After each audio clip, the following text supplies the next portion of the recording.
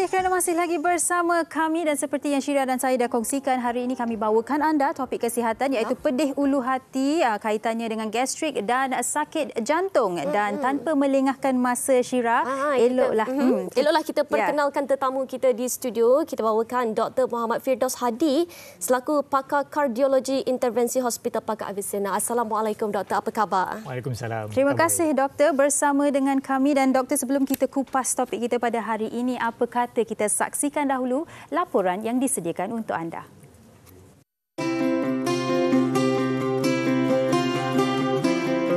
Tidak mempunyai tahap kesedaran yang tinggi dalam menjaga cara pengambilan makanan yang teratur, antara faktor utama masalah pedih ulu hati sering berlaku. Rasa pedih ulu hati akan membuatkan seseorang itu berasa tidak selesa seperti rasa berat di bahagian dada, mulut berasa asid dan simptomnya juga boleh bertambah teruk jika dibiarkan. Cara rawatannya juga berbeza mengikut individu itu sendiri. Kebiasaannya, cara mengurangkannya adalah dengan mengamalkan tabiat makan yang baik, berhenti merokok dan tidak makan dalam keadaan terburu-buru. Masalah pedih ulu hati juga boleh terjadi kerana pengamalan gaya hidup yang tidak seimbang. Ada yang mengaitkannya dengan sakit angin gastrik, namun ada juga yang menganggap ia sebagai satu ciri-ciri utama sakit jantung. Biarpun penyakit ini seringkali terjadi pada mereka yang tidak menjaga pemakanan, namun jika ianya kerap berlaku, haruslah dilakukan pemeriksaan dengan segera. Persoalannya, bagaimanakah cara terbaik untuk kita menghindari sakit pedih ulu hati ini? Apakah ia berpunca dari sakit angin gastrik ataupun sakit jantung? Baik, itu dia sedikit bingkisan mengenai pedih ulu hati sebagaimana yang kita akan bincangkan untuk hari ini. Pelbagai tips lah orang beri. Boleh ada yang kata boleh ambil ubat-ubat, ada yang kata kena bertenang sekejap selepas makan dan sebagainya. Tapi kita nak tahu macam mana sebenarnya, apa sebenarnya simptom dan juga cara rawatan yang terbaiklah untuk kita rawat.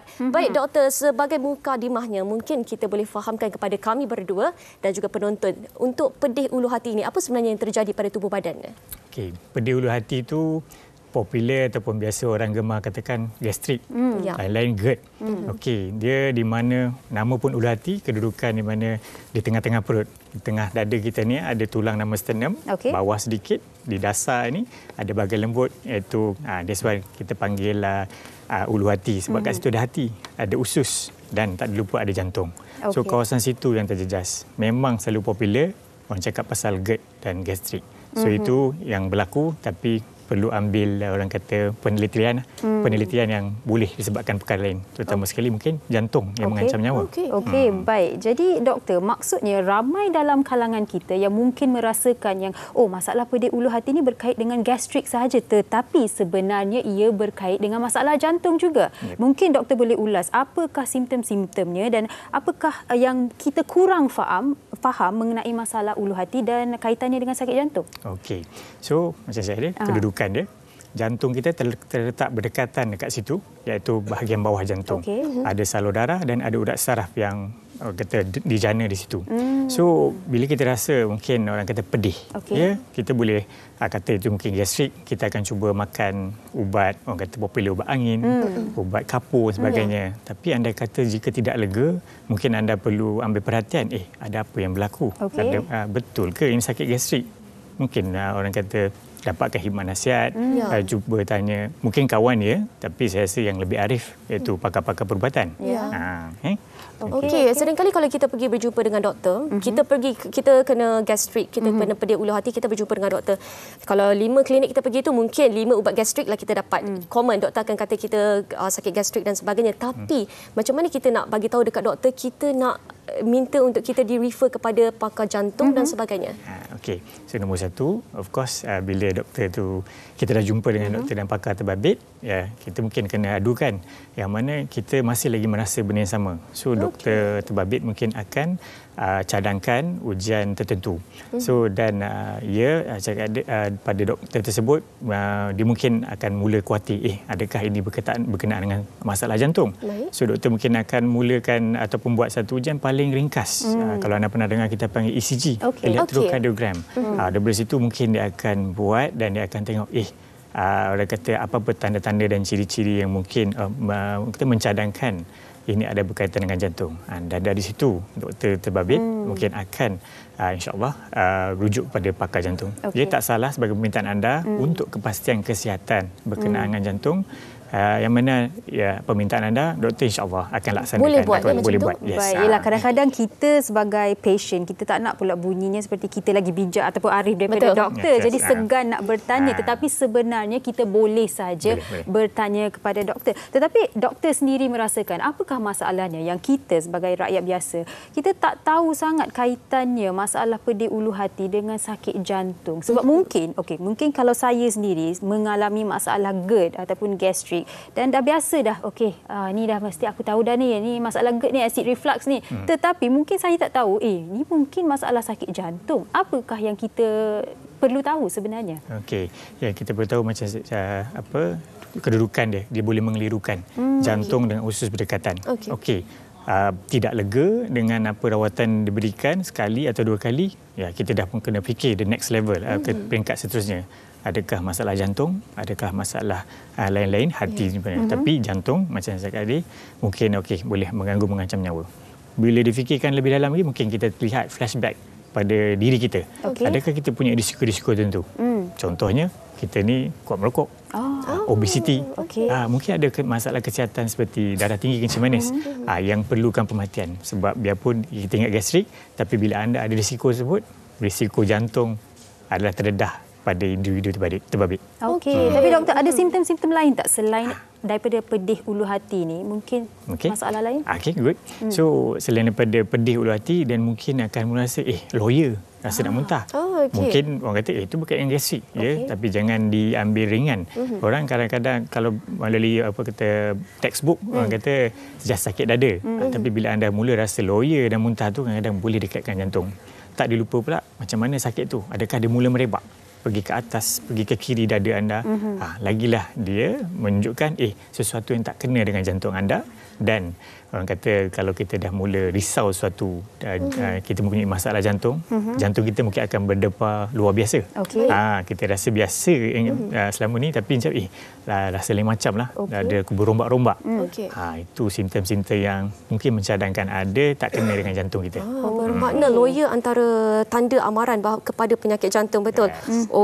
Baik. Kita nak kongsikan juga mungkin soalan daripada penonton-penonton kita, daripada Puan Nasuha Fazli. Katanya, masa kecil saya kerap kena gastrik. Bila dah dewasa tak kena gastrik, tapi kerap pedih ulu hati. Baru-baru ni masa Chinese New Year, masa Tahun Baru Cina, sakit dada yang kuat hingga berpeluh dan kaki menggeletar. Saya makan ubat tahan sakit, alhamdulillah beransur. Doktor, adakah itu tanda serangan jantung? Menggeletar dan juga sakit dada. Untuk menjawab soalan tersebut, saya boleh kata ya dan mungkin tidak. Tetapi daripada bila rasa di sakit dada itu, perhatian tentang jantung perlu ada. So itu yang mana jika anda masih lagi rasa simptom semikian, kena ke klinik berdekatan atau hospital berdekatan, lakukan ujian yang paling ringkas, iaitu kita panggil ECG. So dari situ doktor akan mungkin kesan benda-benda kecil. Dan orang kata bila kata menggeletar tu mungkin dikaitkan dengan kita punya urat saraf dan kita punya dada mungkin dah mula orang kata berombak dan mungkin kita rasa gemetar. So itu adalah respon biasa jantung akan berlaku jika berlaku serangan sakit jantung. So berhati-hati. Baik. Dan mungkin sebelum doktor berikan solusi, saya nak sambung soalan itu. Kita tambah satu lagi soalan daripada Najmi Nadira. Katanya, saya sekarang juga kerap rasa sharp pain at chest terus ke belakang. Adakah ini ada kaitan dengan gastrik atau sakit jantung? Sharp pain adalah sakit yang sangat tajam di dada dan pergi ke belakang. So lokasi ataupun organ terdekat tak jauh daripada usus kita. Masih lagi boleh berkenaan dengan isu gastrik. Tapi bila di atas dekat dengan dada, ingat organ terdekat adalah salah satu yang terbesar, yang paling penting, jantung. Yang lain adalah salur darah utama yang menghubungkan jantung. So ada individu jantung tapi komplikasi, kita panggil dia ada masalah koyak salur darah jantung. Itu komplikasi besar. Dia mungkin ada yang orang tak bernasib baik, koyak dan boleh rebah tiba-tiba. Ada orang yang tak rasa tidak rebah tiba-tiba, tapi dia akan mula rasa perubahan pada diri dia. Makin lemah, susah orang kata melakukan aktiviti biasa. Maksudnya dulu rasa mengah-mengah, shortness of breath, peluh. Rumah 2 tingkat, sekarang nak naik tangga pun mungkin mengalami kesukaran. So itu simptom yang ada tak kena ke dengan jantung aku. So keep in mind lah. Bukan saja faktor tua, tapi kita kena ambil kira juga kalau kita mengah dan sebagainya. Betul. Saya jumpa pun pesakit tak semestinya berusia. Ada juga yang muda-muda yang saya jumpa temui, orang kata unfortunate, dikesan adalah masalah jantung. Okey, baik. Tapi doktor, persoalannya di sini adalah mungkin seperti yang Syira katakan, kita selalu fikirkan yang orang yang tua sahaja. Tetapi realiti ni sekarang, orang yang muda-muda, in their 20s ke 30s juga boleh mengalami masalah sakit jantung. Apatah lagi bila kita dah tak tahu. Ini salah satu masalah yang kita ada kan. Jadi adakah kaum wanita antara mereka yang berisiko tinggi ataupun sama sahaja buat lelaki dan wanita? Okey. Saya kena cakap semua orang berisiko. Zaman sekarang ni mungkin kata macam dululah kita anggap bila orang berusia lagi umum. Sekarang kita lihat di berita. Sebab lifestyle kita? Yes, kalau kita ada perubahan zaman sekarang ni mungkin itulah satu perkara yang kita boleh lihat dan pandang. Lifestyle, pemakanan, kesibukan kita mungkin kurang, kita mengamalkan aktiviti hidup yang sihat. So mungkin itu mendedahkan lagi risiko masalah kesihatan jantung. Okey, baik. Maksudnya risikonya adalah sama buat kedua-duanya, lelaki dan wanita. Dia tak adalah berat sebelah, lelaki sakit jantung, perempuan punca taklah. Okey, baik doktor. Ini kita bercerita tentang kita yang sihat tubuh badan yang mungkin orang biasa. Tetapi pedih ulu hati ini juga kerap berlaku kepada wanita-wanita mengandung. Kenapa tu agaknya? Okey, pedih ulu hati mungkin saya punya kepakaran di situ mungkin ada sikit terhad, tapi dari segi kita panggil daripada masa ketika wanita mengandung, kedudukan kita panggil rahim, usus, rahim dan usus itu berdekatan. So mungkin kandungan makin besar, dia menolak usus tersebut dan mungkin akan menyebabkan ada sikit rasa ketak keselesaan di usus tersebutlah. So itu mungkin yang common ataupun umum selalu ditemui oleh wanita. Tapi jangan ambil ringan jika anda rasa ada yang tak kena. Sebab tu wanita biasa klinik-klinik kesihatan semua kita ambil pemerhatian rapi. Mereka selalu kena hadir untuk buat kita panggil check up pregnancy kan. Okey, baik. Mungkin Syira nak kongsikan kita ada pengalaman. Mungkin satu lagi pengalaman daripada penonton kita, iaitu daripada Puan Salwati Saadan. Yang ini mungkin kita boleh ambil sedikit pengajaran dari sini. Abah saya sakit ulu hati jam 2 pagi dan sesak nafas. On the way dalam perjalanan pergi hospital, dia meninggal dunia. Doktor bagi tahu abah kena serangan jantung. Al-Fatihah untuk arwah abah 19 hari bulan 1 2024. Salam takziah kami di Wanita Hari ini ucapkan. Inilah kata orang, sebagaimana doktor katakan tadi, kita jangan ambil ringan. Kalau boleh, kalau kita dah kena sekali, 2 kali, makan ubat pun tak jalan, terus berjumpa dengan doktor pakar. Yes, betul. Dan seperti yang Syira katakan, ini mungkin boleh menjadi pengajaran buat ramai dalam kalangan kita. Doktor, mungkin doktor boleh ulas. Adakah ini masalah yang sering kali doktor lihat?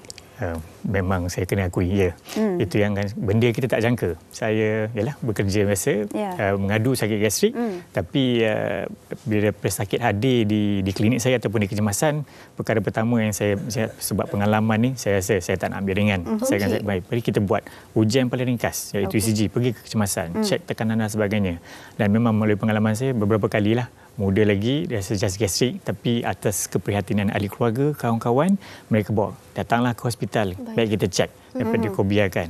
Yes, and that point, ketika itu juga saya temui sakit kena serangan jantung dan saya perlu segera bawa sakit buat jalani kita panggil coronary emergency, coronary angiogram dan angioplasty. Ada. Okey, baik. Dan doktor, kalau katakan saya sendiri tengah mengalami masalah pedih ulu hati, dah 2 jam, 3 jam dah ambil ubat, masih lagi tak ada beza, masih lagi rasa kesakitan itu, dan seterusnya saya mengambil langkah untuk katakan nak check blood pressure saya tengok, kenapa tinggi blood pressure, rasa macam dugdap. Okey, masalah ini adalah masalah yang serius ataupun tidak? Heart rate laju, blood pressure tinggi, ambil ubat tak ada beza. Anda kena pandang serius. Anda kena ambil perhatian. Biarpun semuda mana anda, tadi kita bicara tentang lelaki atau perempuan, ambil orang kata perhatian. Yalah, macam saya tadi, sakit gastrik, mungkin gastrik boleh sebabkan cetuskan tekanan darah tinggi kan. Tapi jantung terutamanya, sebab rangsangan dan jantung itu cara badan dan jantung kita refleks. Kata saya ada masalah, saya perlukan bantuan. Tinggilah tekanan darah, nadi pun makin tinggi. Tapi bila anda kata dah teruk sangat, kita biarkan, dia boleh menyebabkan jatuh tekanan darah, jatuh nadi kita, dan minta maaf itu yang menjadi isu kematian. Baik, bila kita dengar rasanya macam takut dan seram, tetapi ini adalah kesedaran sebab rasanya ramai yang tak tahu. Tapi sebelum itu, jom kita nak dengar dulu pendapat orang ramai dan juga kata-kata orang ramai mengenai topik kita pada hari ini. Jom kita tengok.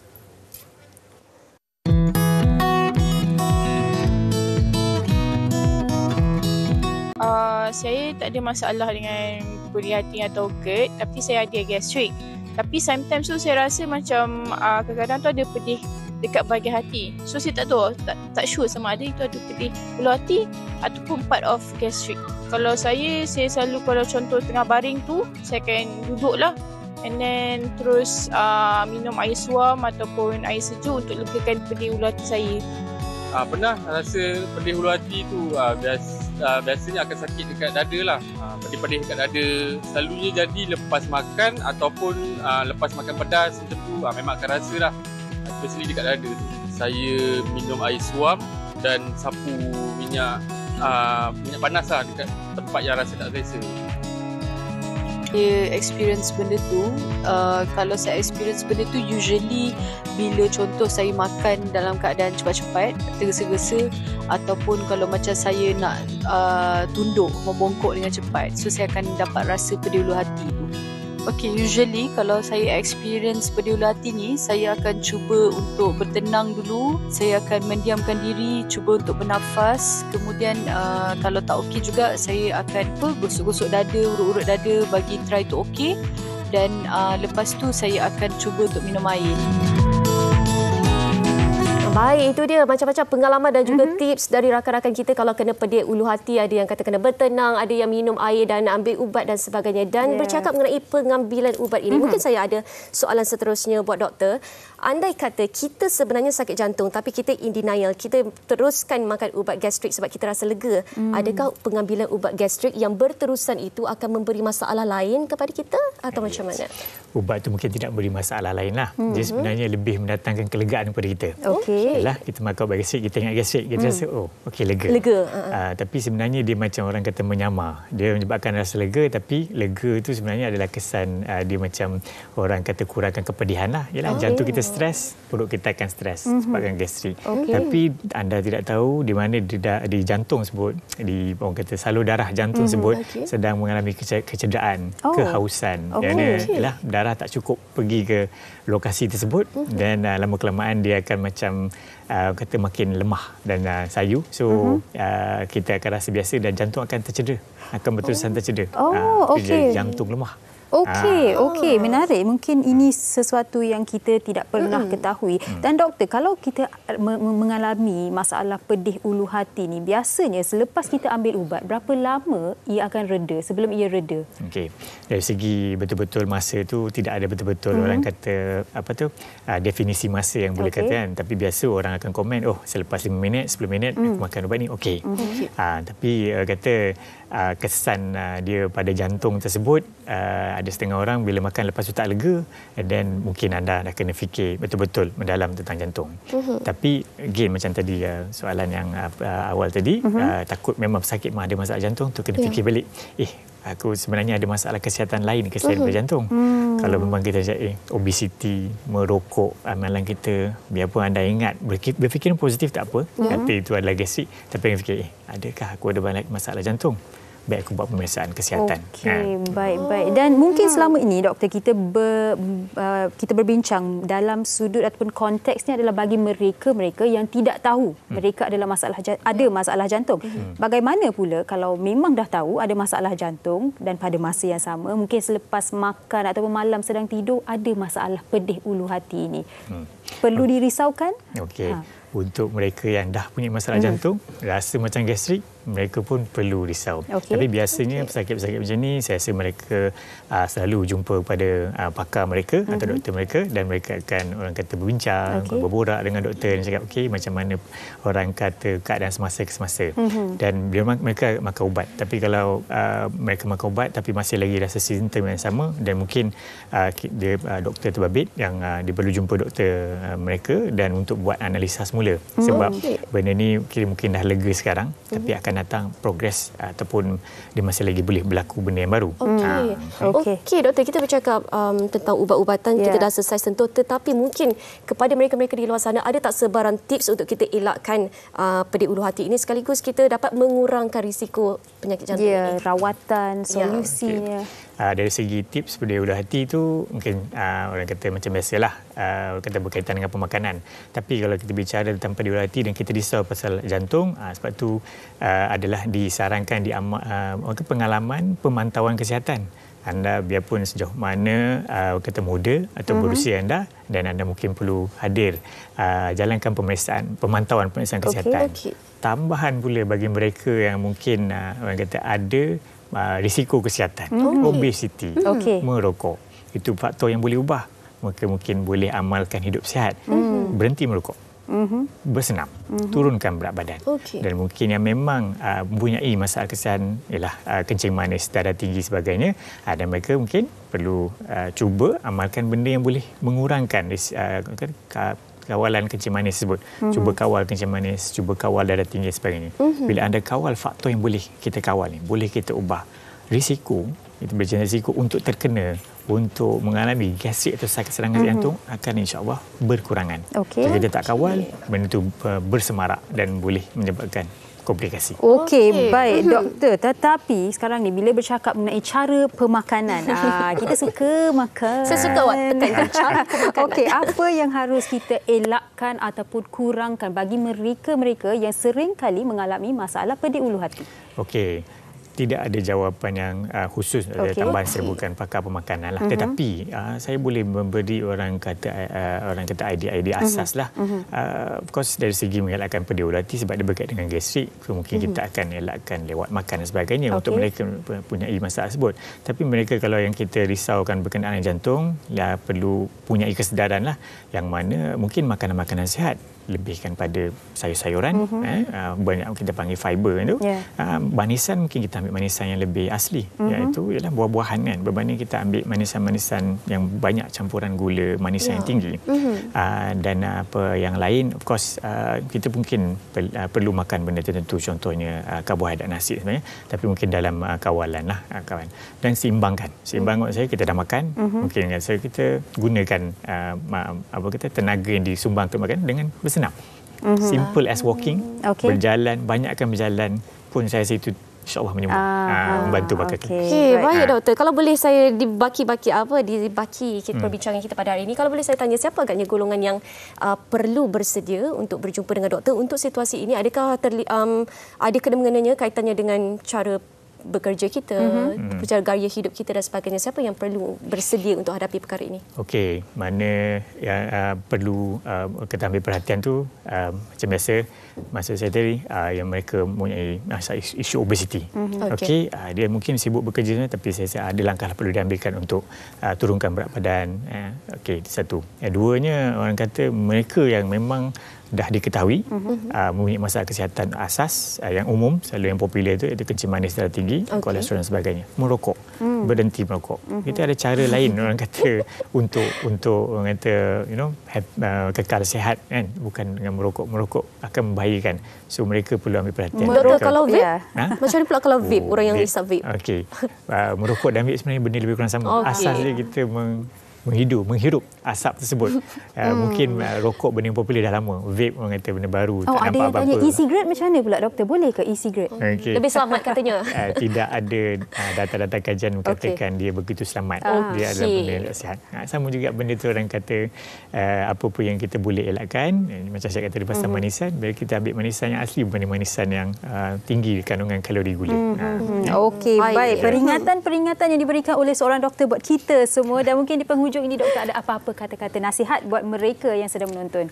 Okey, pada saya, nasihat saya asas, semua yang saya akan jumpa saya akan kekalkan hidup sihat, sentiasa bersenam, jaga kesihatan di mana latar belakang kesihatan anda, selalu lakukan pemantauan, muda atau tua, lakukanlah pemeriksaan kesihatan, dan orang kata kekalkan orang kata positivity. Dari segi minda pun penting, dan juga dari segi tubuh badan kita. Okey, kami ingat pesan doktor ni. Doktor insya-Allah muda atau tua lakukan pemeriksaan. Tak kira kita ni apa sahaja usianya. Okey, kita akan buat rombongan lepas ni ramai-ramai dengan kru wanita hari ini untuk berjumpa dengan doktor. Dr. Muhammad Firdaus Hadi, pakar kardiologi intervensi Hospital Pakat Vesina. Terima kasih banyak-banyak doktor. Terima kasih banyak-banyak doktor. Dan anda yang sedang menonton sekarang ini, jangan ambil mudah kalau ini masalah berlanjutan ataupun berterusan yang anda hadapi. Pastikan anda jumpa seorang pakar. Jangan kita self-diagnose, kita rasa kita ni sihat, kita ambil ubat-ubat dan sebagainya. Risau kalau kita lebih angau. Angau. Tiba-tiba tersebut angau. Angau tu lagu yang saya suka. Angau lagu sekejap lagi kita akan kongsi, kita akan belanja dengan penonton. Tapi sebelum itu kita nak berhenti berehat seketika. Anda jangan ke mana-mana.